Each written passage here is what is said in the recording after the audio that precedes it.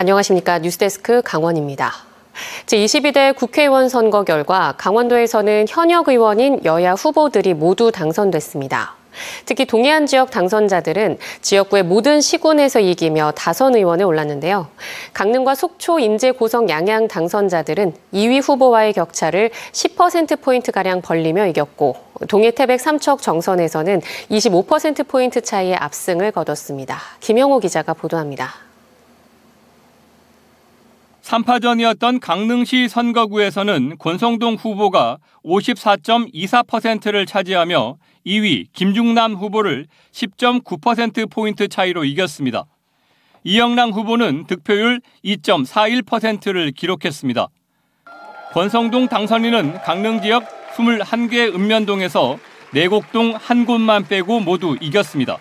5선 중진 의원으로서 당의 부족한 부분을 채우고 그리고 더 낮고 겸손한 자세로 국민들의 뜻을 받드는 그런 정당 운영을 통해서 다시 한번 국민들의 재신임을 받도록 저부터 최선을 다하도록 하겠습니다. 동해, 태백, 삼척 정선 선거구에서는 이철규 후보 61.22%, 한호연 후보 36.48%, 유성호 후보 2.29%를 득표했습니다. 이철규 당선자는 4개 시군 가운데 삼척시에서 득표율이 가장 높았고 정선군, 태백시, 동해시 순으로 1, 2위 득표율 차이가 컸습니다. 어려운 여건이 도래되겠지만 저희들이 오로지 국민만 보고 이 올바른 정치를 함으로써 다시 국민의 마음을 얻도록 하겠습니다. 또한 제가 선거 기간 중 우리 지역 주민들과 함께 드린 약속 반드시 이루어내겠습니다. 속초, 인제, 고성, 양양 선거구에서는 이양수 후보 55.84%, 김도균 후보 44.15%로 1, 2위 간 격차가 10%포인트가량 났습니다. 지역별 득표율 차이는 속초와 인제에서 10%포인트를 밑돌았지만 고성과 양양에서는 20%포인트 정도로 벌어졌습니다. 지난 2번에 이어서 3번째 국회의원으로 저를 당선시켜 주신 것은 아마도 우리 지역 설악권의 발전이 중단되어서는 안 된다 하는 우리 지역 주민들의 바람이 담겨 있다고 생각합니다. 춘천, 철원, 화천, 양구, 갑 선거구에서는 허영 후보가 53.44%로 당선됐고 춘천, 철원, 화천, 양구, 을 선거구에서는 한기호 후보가 53.93%를 득표해 당선됐습니다. 원주, 갑 선거구에서는 박정화 후보 50.71%, 원주, 을 선거구에서는 송기현 후보가 54.08%로 당선됐습니다. 홍천, 횡성, 영월, 평창 선거구에서는 유상범 후보가 57.71%로 2위에 10%포인트가량 앞서 당선됐습니다. 비례대표 국회의원 선거에서 강원도 득표율은 국민의 미래 43.55%, 더불어민주연합 24.89%, 조국혁신당 20.07%, 개혁신당 3.07%, 자유통일당 2.27%, 새로운 미래 1.28% 순이었습니다. 이번 22대 국회의원 선거 도내 투표율은 66.6%로 지난 21대 총선보다 0.6%포인트 더 높았습니다. MBC 뉴스 김영호입니다. 동해안 지역에서는 현역 의원이 금배지 수성에 성공하며 현역 의원 3명 모두 지역 내 입지를 단단히 굳혔습니다. 권성동, 이철규, 이양수 당선인들의 이야기를 이하라 기자가 정리했습니다. 국민의힘 권성동 당선인이 강릉에서 5선에 성공하면서 강원도 최다선 현역이 됐습니다. 고향인 강릉에서 2009년 재보선을 통해 18대 국회에 입성한 뒤 21대 총선에서는 무소속으로 출마해 4선 도전에 성공하는 등 우여곡절도 있었지만 이번 총선까지 5번 연속 국회의원 배지를 다는 저력을 보였습니다. 제가 1호 공약이 강릉은 천연물 바이오 국가산업단지가 후보지로 되어 있는데 최종 확정하는 것입니다. 우선 이 부분부터 해결해서 강원도에 50년 만에 산업단지를 조성하도록. 지방경찰청장을 역임했던 이철규 당선인은 고향인 동해태백 삼척 정선 선거구에서 3선 의원 승정고를 울렸습니다. 2016년 20대 총선에서 무소속으로 국회의원에 당선된 이 당선인은 2달 뒤 국민의힘 전신 새누리당에 복당했고 21대를 거쳐 22대 총선에서도 시민들의 부름을 받게 됐습니다. 동서육축 삼척에서 영월 구간에 고속도로 건설이 최우선 과제입니다. 지금 예타가 진행되고 있습니다만 경제성이 불확실합니다. 다른 수단을 동원해서라도 조기에 사업을 확정 짓겠습니다. 속초 출신인 이양수 당선인은 1998년 국회 입법보좌관, 2012년 박근혜 대통령 후보 측근으로 본격적인 정치 행보를 시작했습니다. 2016년 새누리당 공천을 받아 국회에 입성한 뒤 재선을 거쳐 이번 총선에서도 국회의원 배지를 달게 돼 3선 중진 반열에 올랐습니다. 저는 이 설악권을 체류형 관광지로 만들겠다라고 하는 계획을 초선 때부터 가져왔습니다.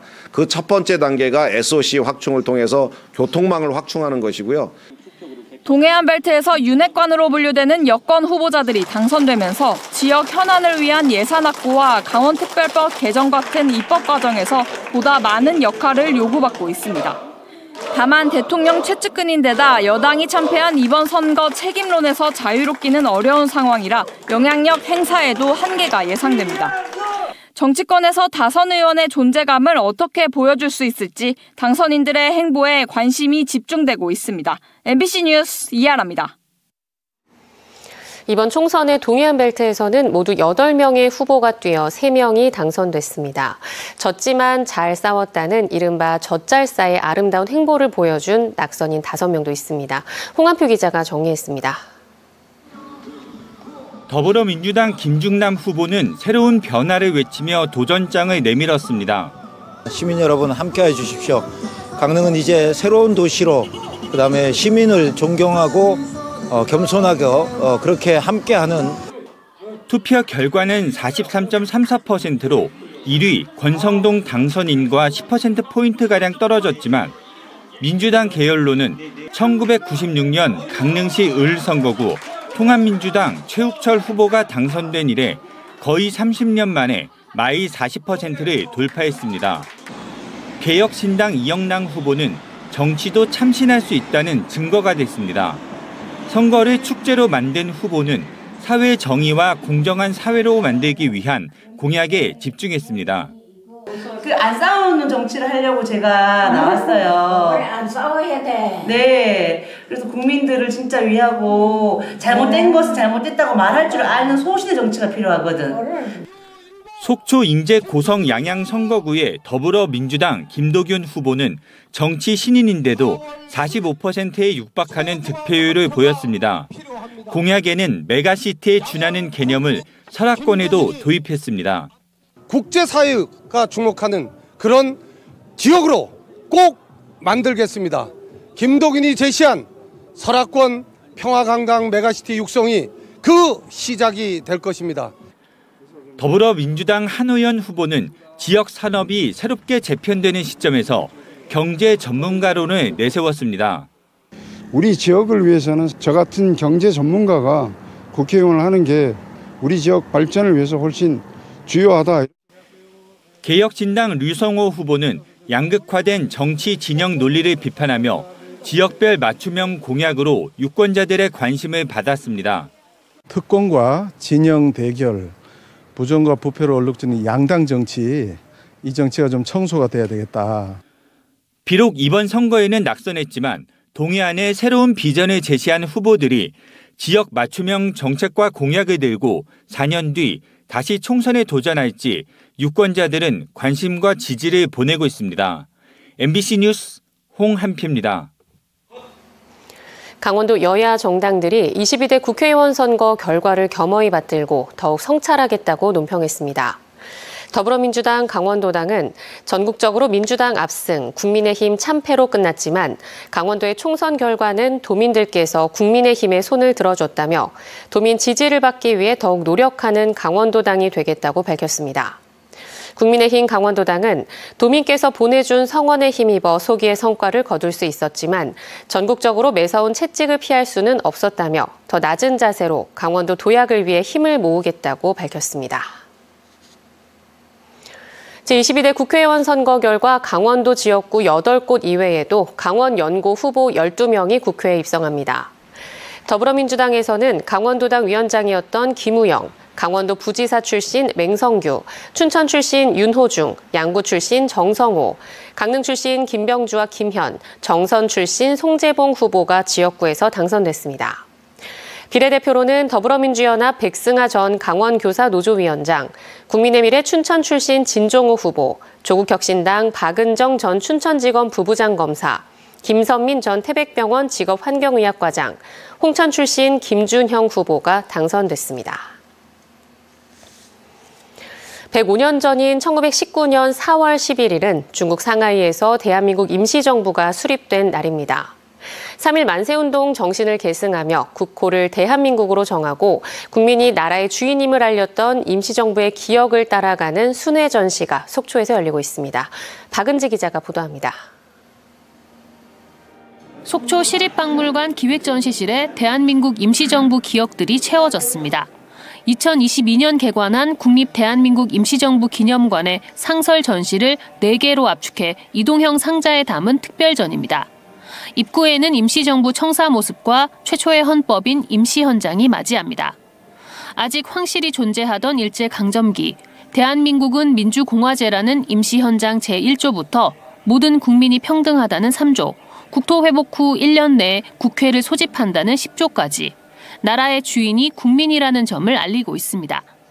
1919년 3.1운동부터 1945년 광복대까지 독립운동 최전선에 있었던 임시정부의 다양한 활동 기록과 사진, 독립요구서, 태극기 등이 전시돼 있고 마침내 1948년 대한민국 정부가 임시정부를 계승한 29년간의 여정이 담겼습니다. 대한민국 임시정부의 수립부터 외교활동, 군사활동, 그리고 1945년 12월 황국에 이르기까지 대한민국 임시정부 요인들의 주요 활동들을 소개하는 자료가 많이 전시되어 있습니다.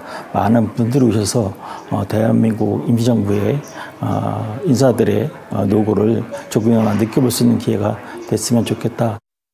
속초에는 1919년 4월 5일 당시 일본 순사 주재소에서 시작된 대규모 속초 만세운동을 알리는 대포 만세운동 기념관도 마련돼 있어 방문객들이 색다른 추억을 경험할 수 있습니다. 한편 이번 전시는 5월 중순까지 속초에서 선보이고 이후 춘천으로 이어질 예정입니다. MBC 뉴스 박은지입니다. 5세 케이블카 반대 설악권 주민대책위원회가 케이블카 설치 사업 예산 사용을 살펴보기 위해 주민 감사 청구를 진행할 예정입니다. 이를 위해 주민대책위는 7월 8일까지 모두 150명 이상의 양양군민 서명을 받을 계획입니다. 감사 청구의 내용은 군 재정으로 사업비를 충당하는 절차와 지방재정 투자 심사를 위해 제출한 서류의 부실 작성 의혹 등입니다. 주민감사 청구는 지방자치법에 따라 150명 이상의 청구인 서명을 제출하면 감사가 진행되는 제도입니다. 양양국제공항을 찾는 아시아 일부 국가의 단체 관광객이 비자 없이 입국 가능한 무사증 제도가 내년 5월 말까지 1년 더 연장됩니다. 강원도와 법무부에 따르면 무사증 대상자는 각 나라 여행사에서 모집한 베트남과 필리핀, 인도네시아 그리고 몽골 등 4개 나라 국민으로 양양공항을 통해 입출국하려는 5인 이상 단체 관광객입니다. 이들은 강원도나 수도권 관광이 가능하며 최대 15일간 한국에 체류할 수 있습니다. 도내 야간 늘봄학교 신청률이 저조한 것으로 나타났습니다. 강득구 의원에 따르면 도내 야간 늘봄학교 신청 인원은 19명으로 전체 늘봄학교 신청 인원 5,200명의 3%에 불과했습니다. 전국적으로도 비슷한 양상으로 전국 7만 8천 명 늘봄학교 신청자 중에서 야간 늘봄 신청자는 전체 6% 수준인 5천여 명에 그쳤습니다. 대게 한 마리를 3만 원에 살 수 있는 동해안 크랩킹 페스타가 내일부터 열립니다. 동해 추암 러시아 대게마을 일원에서 내일부터 나흘간 열리는 제2회 동해안 크래킹 페스타에서는 맛있게 신나게 다양하게를 부제로 러시아 대게 판매 행사와 대게 활용 음식 등이 선보일 예정입니다. 오는 13일 토요일 저녁에는 개막식과 함께 인기 가수들이 출연하는 개막 축하 공연도 마련됩니다. 강원 뉴스 마칩니다. 시청해주신 여러분 고맙습니다.